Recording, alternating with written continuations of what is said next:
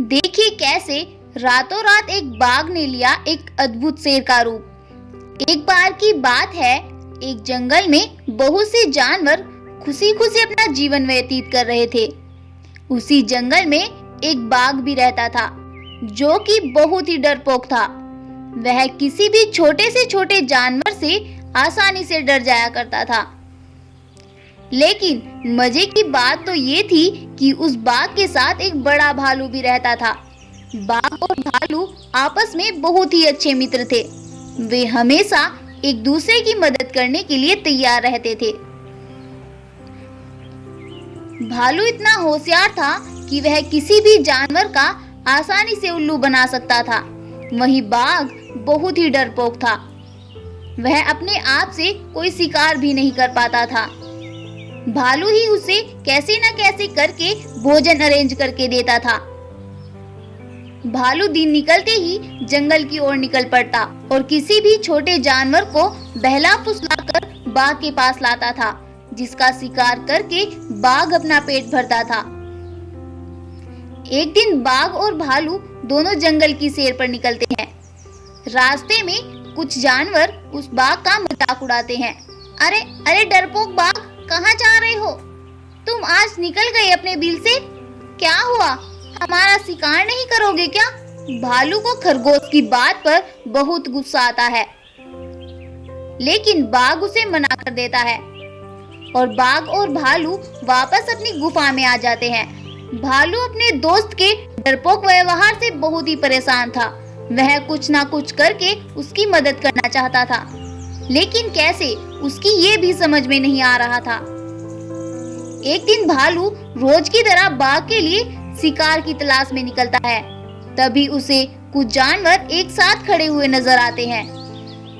भालू आराम से वहां जाता है और एक पत्थर के पीछे जाकर छिपकर खड़ा हो जाता है और उनकी बातें सुनने लगता है। तभी उन जानवरों में से एक भालू बोलता है, भाइयों, क्या तुम्हें पता है, हमारे जंगल के पश्चिम में एक ऐसी गुफा है जिसमें एक जिन बाबा रहते हैं, और अगर कोई भी उनके पास अपनी समस्या लेकर जाए, वे तुरंत ही उसका हल निकाल देते हैं। लेकिन याद रहे, वो जिन हमेशा रात में ही उस गुफा में प्रकट होता है और उस गुफा पर हमेशा एक पत्थर रहता है, जिसे अगर हम खुल जा सिम कहेंगे, तभी वह पत्थर उस गुफा से हटता है और तभी हम उस गुफा में जा सकते हैं। भालू ये सब सुनकर जल्दी से गुफा में पहुंचता है और बाघ को ये सब बातें बताता है। अब बाघ और भालू रात होने का इंतजार करने लगते हैं। जैसे ही रात होती है, भालू बाघ को लेकर जंगल के पश्चिम की ओर निकल पड़ता है और उस गुफा पर जाकर रुकता है और कहता है, खुल जा सिम। भालू के ऐसा बोलते ही गुफा से तुरंत ही पत्थर हट जाता है। भालू और बाघ जैसे ही गुफा के अंदर जाते हैं तो गुफा का दरवाजा अपने आप ही बंद हो जाता है। उन दोनों के अंदर जाते ही वह जिन तुरंत ही प्रकट होता है और बोलता है, कहो, मैं तुम्हारी क्या मदद कर सकता हूँ? भालू उसे बाघ की समस्या के बारे में सब बता देता है। अच्छा, तो ये बात है। घबराओ नहीं वत्स, मेरे पास तुम्हारी समस्या का हल है। और तभी जिन अपनी शक्तियों की मदद से बाघ को एक हाथी रूपी शेर में बदल देता है। इतना खतरनाक शरीर पाकर बाघ बहुत खुश होता है और वे दोनों वापस अपनी गुफा में चले जाते हैं।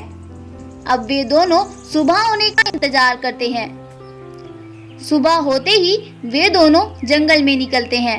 सभी जानवर इस अद्भुत शरीर वाले जानवर को देखकर हैरान हो जाते हैं और उसे अपने जंगल का राजा बना लेते हैं। अब अद्भुत शरीर वाला बाघ और भालू खुशी खुशी जंगल में रहने लगते हैं। तो दोस्तों, क्या सीखा आपने इस कहानी से? कि हमें कभी भी सिचुएशन से घबराना नहीं चाहिए, बल्कि सब्र करना चाहिए, क्योंकि सब्र का फल हमेशा मीठा ही होता है। अब बाघ को ही देख लो, उसने हमेशा सब्र किया और किसी को कुछ भी नहीं कहा। अब उसे इतना ताकतवर शरीर मिला कि सभी जानवर भी उसकी इज्जत करने लगे। स्टोरी अच्छी लगी हो तो वीडियो को लाइक करें और जाते जाते हमारे चैनल को सब्सक्राइब जरूर कर दें।